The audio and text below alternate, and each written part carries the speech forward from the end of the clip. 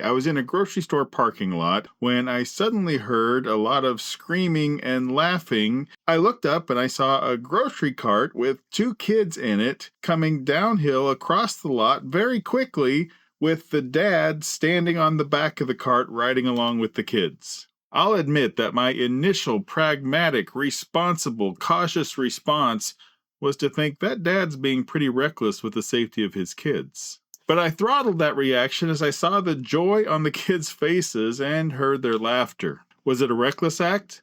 Yes. Could the kids have been hurt? Also, yes. But were they?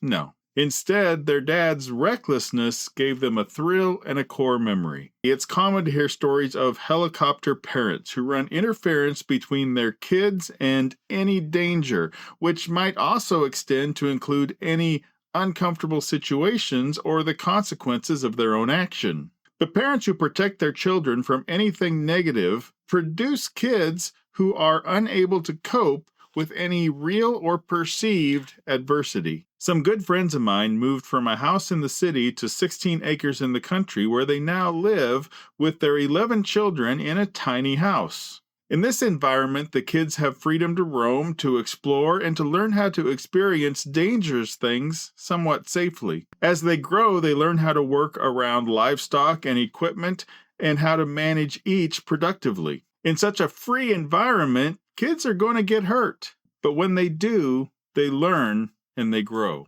I have two kids who are now adults. But one thing that we always tried to do with our kids was to encourage them to do things for themselves. If they want to know if a store has a game they've been looking for, then they need to go to the counter to ask. Is that dangerous? No. Is it uncomfortable?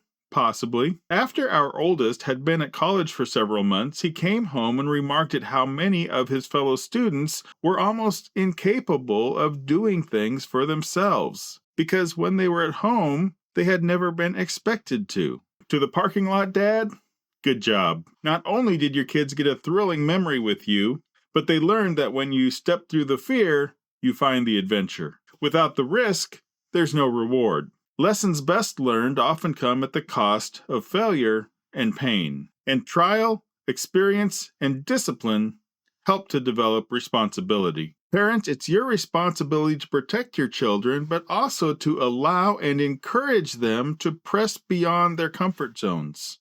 Allow them to be uncomfortable, dangerous, within reason, and even to fail sometimes.